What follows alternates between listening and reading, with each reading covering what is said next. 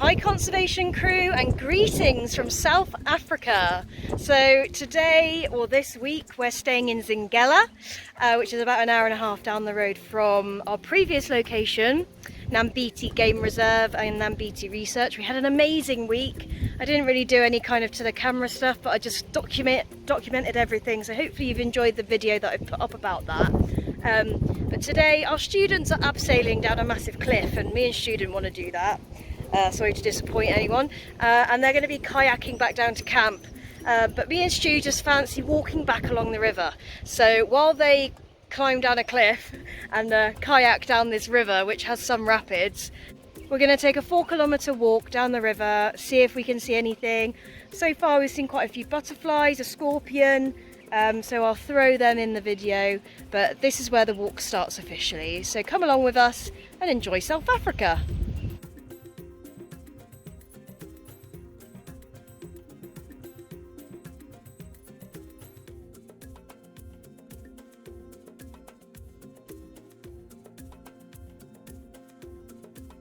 So you probably don't think this with the weather, but it's actually winter here in South Africa, which is quite good for us on this walk because the area does have quite a few venomous snakes which are more active during the summer months. So we want to try and avoid them, but they have stuff like black mamba here, puff adders here, and they also have the Mozambique spitting cobras here as well. We've been learning about these amazing animals, and it's quite interesting that the spitting cobras actually evolved that defence alongside the spread of human beings. So here in Africa, when humans actually first arrived in the area, these animals developed this spitting ability of their venom, and they're quite accurate as well, and they aim about 1.5 metre, which was the height of average height of humans. And as humans spread into Asia, the Asian spitting cobra actually developed that ability to spit as well. So it's quite fantastic, quite cool. The river is behind us as well, and we're in the most southerly part of the Nile crocodiles range. There's not been too many sightings in this area, but we'll certainly keep an eye out for them and see if we can see anything like that. But if not, we are going to enjoy the walk, we're going to enjoy the river, and what a beautiful day and what a beautiful place. So guys, this is Jojo. Jojo! He's a bit of a dope, not gonna lie. He's a beautiful dog, and he's just coming for the walk for us. He's keeping us safe. Our little guard dog. And he's not just our guard dog, he's a very lucky dog because he's one of only a few dogs allowed this side of the river.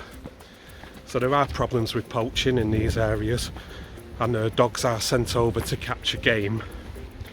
But also they've started betting on which dog can kill the most game, so it's taken very seriously, and unfortunately hunting dogs are actually usually dispatched to protect the game and to stop the poaching.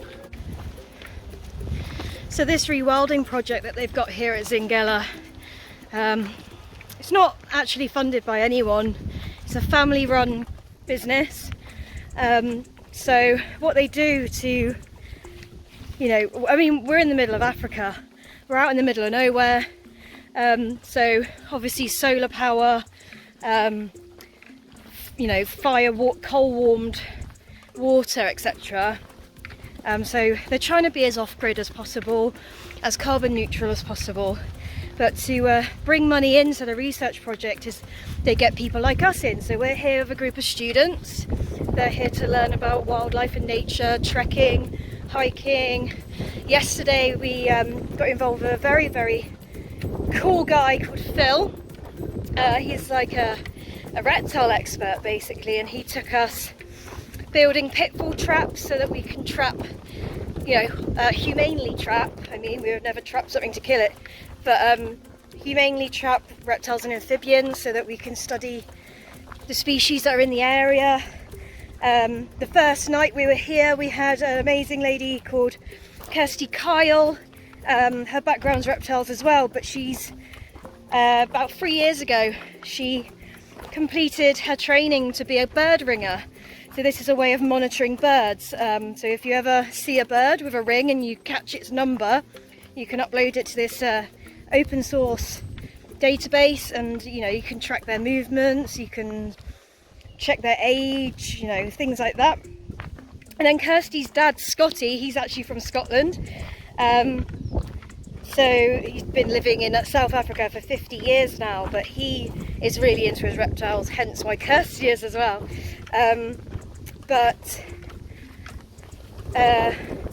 He actually showed us live with a real fish how to tag a fish, and told us why it happens and things, which is really, really cool. It's amazing to see these things firsthand. Obviously we can't do it ourselves because it's a lot of training, you need a license to do it. And then he even brought some snakes for us to have a look at and handle last night. So really, really knowledgeable people.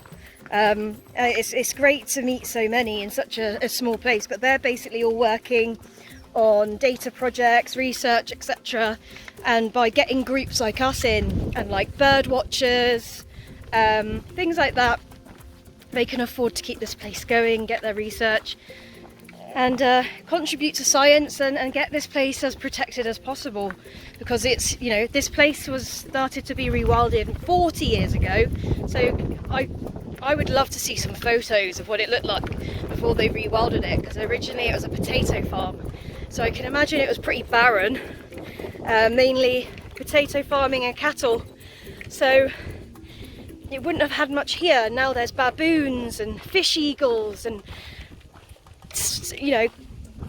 all sorts of reptiles and amphibians. And we had a toad in our bathroom the other night. We called him Trevor. So yeah, just an incredible place with biodiversity. So this plant next to me here, despite its spikes, it's not a cactus, it's one of the aloe plants. So if you think back home, we use aloe vera quite a lot, and quite a lot of people have them plants in their bathroom, for example. This plant's actually related, and these plants are a favourite for giraffes. So it's thought that eating these plants can help with gut health of the giraffe, but also the flowers at the top are very nectar rich as well. So lots of animals, birds especially, will utilise that. Now as the plants grow, their leaves actually die, so all these are dead leaves at the bottom, and it's thought that every 10 leaf represents a year of growth for this plant. So you can see this plant's actually quite old. Now we did try some of the leaf before. It's very bitter. The local people use it, as they do with so many of the plants around here, for medicinal purposes. But also I asked the guide because it tasted quite like gin, and actually some of the locals make a moonshine out of it as well. So it's really a great plant for the animals, but also the locals as well.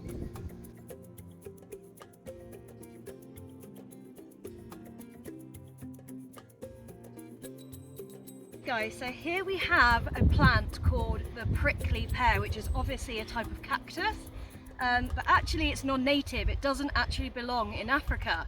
However, many birds enjoy the prickly pears here, that they're quite sweet. You can turn them into, so these are the prickly pears, the purple ones here, and this is the leaf. Now I've actually eaten leaves before, so these are originally from South America. And they actually slice these up and saute them and usually serve them with fajitas or burritos. Now personally don't like the flavour, very, very bitter, not very nice. And so are the fruits, so I imagine the fruits are probably less bitter, but they are still bitter. And locals around here like to boil them up and make jam with them. Okay, so this is the prickly pear, and obviously the leaves have got really long spines, but these have got hair-like spines, so they dig in really easily. I've got them all over my hands, but if you're just really careful, I wanted to show you. I don't have a knife or anything, so I'm just going to have to go in with my hand. You can see the juice coming out of this thing. And you can see I barely touched it and I've got spines in my finger.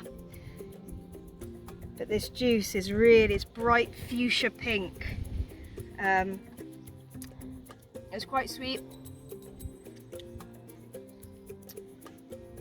I'd say it's crossed between like an apple and a grape. Oh, I've got one in my lip.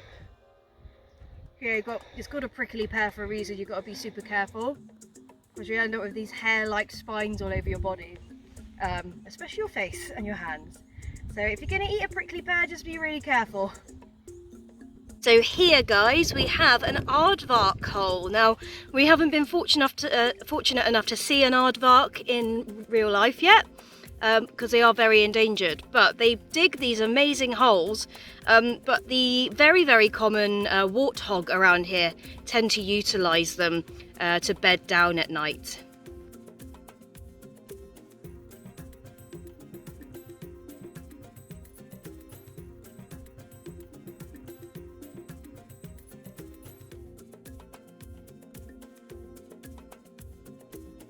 So something really cool that we got taught to do while out here in Africa is how to monitor tracks of certain animals. So we were taught always to look at the bigger picture, because you never know, a piece of grass could have made a mark on the sand. You'd mistake it for a tail or something like that. But it's really cool that you can, you know, pretty much spot on identify an animal that's passed through just by its footmarks or its feces. So walking along now, I can see lots of little two-cloven footmarks. It's probably an impala. They're pretty prevalent around these parts, or a very small antelope. But we've also, on the way, we walked here from basically from our last camp. We didn't walk all the way, that would have been insane, but we did a 8-kilometre walk to this camp from our last camp, and we saw baboon footprints, so they're prevalent in the area. They've also seen baboon feces on the edge of cliffs, because apparently they like to poop and look out at the view, so that's quite interesting. And obviously back in Nambisi we were seeing, you know, rhino prints, elephant prints, rhino and elephant dung. We were seeing areas where rhinos would territorially mark, and they would urinate and defecate all over the area, dig in, things like that, scrape the earth out. So tracks and signs are really important, and make tracking animals a lot easier. So you can see here, guys, this is a patch where warthogs have been rooting and digging, and they get down onto their front knees and kind of rummage through, which is really cute to see. We actually had some warthog very close to our house because they've got a tunnel there as well, a hole. So hopefully we can show you them in the flesh.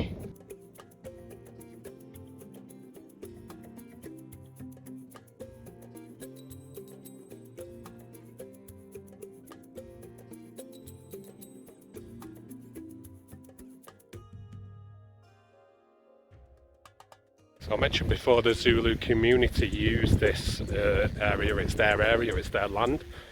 But you might think back to the Michael Caine film Zulu, and this area was quite linked to that. So in this area the Zulus were fighting the Boers were fighting the British were fighting the Zulus, and so on.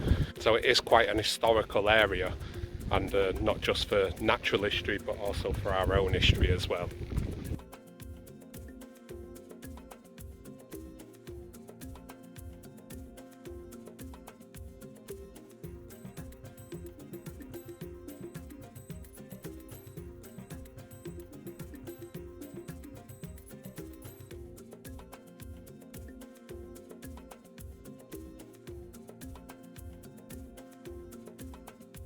So what you can see here, guys, is an example of the pitfall traps that we were installing yesterday.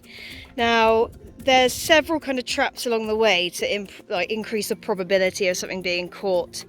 So you've got these nets that they can go into but can't get out of. Then you've got around here, there's a hole, like a tub that they can fall into, and they are checked every morning and every evening for life.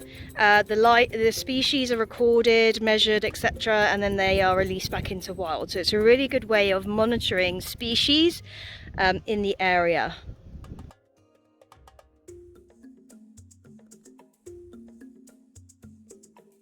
Now Zingela, while it doesn't have, you know, the big five, it's quite a good area for the smaller things, you know.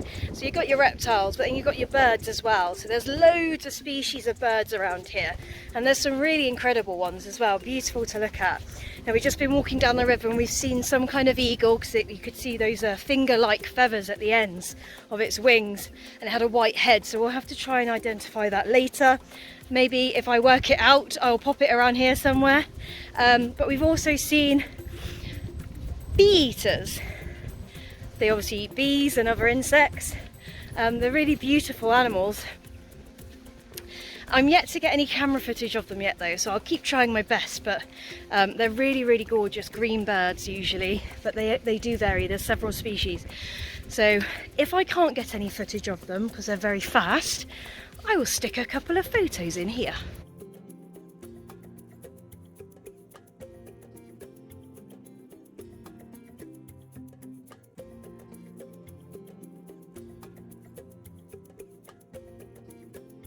So we've made it back to camp. I'm just about one piece, a little bit scratched up. I had to do a little bit of climbing just now because we veered off path and had to go up a slope, but we're all right, we survived. But what we'll do is we're going to go and sit by the river at the main camp, which isn't where we're staying actually. We're in the research camp, which is brand new down the road. We're going to go and get a nice cold drink and sit and reflect on the walk. And maybe I'll show you around our camp. So we're back at the beautiful camp now. This is, I think they call it safari camp. I don't know. There's lots of camps along this river basically. It all belongs to the same family. The conservationists that rewild this area have been doing it since, for 40 years. But it's not just wildlife, it's activities. So over here we've got some kayaks. Our students are currently on their way down on kayaks coming down the river. But we are staying right next to this gorgeous river, so it's really, really relaxing, really lovely. The weather's a lot warmer here than it was in Nambiti. You can actually take your fleece off here, which is quite nice. But what I'll do is we're going to sit down and have a Coca-Cola, and then I'll walk back to camp where we're actually staying and I'll give you a little tour. So I promised a little tour. So this is usually where we have little talks. This is where we had our bird ringing and our fish tagging, and we did some identifying species in the water here. And then up here, I'll try and get up the stairs without falling over ideally. There we go. This is like the communal area, and we have food. It's really lovely, lit up in the evenings. Over there you can see all of our students, their tents, that's where they stay. Wave, Rosie! There's Tristan having a coffee or something over there, or he's having a bowl of cereal. It's a kitchen. And then if we go this way, this is the fire pit where everyone chills in the evening and tells stories around the fire. There's Felicity, Stu. So you can see it's all built in around the wild essentially. And then in here, this is where the girls use the toilet, but it's actually a little lodge. So you'd have a couple in there, or a family or whatnot. And then I'm going to walk us to our lodge. So I'm just going to stop here. Okay, so here we are. This is mine and Stu's house. I don't know why they've given us this, but we're very grateful. We are fully expecting to be in tents with the students, but they've given us the family suite. So it's got two stories. There's beds up there. This is our massive queen-size bed with electric blanket, towels.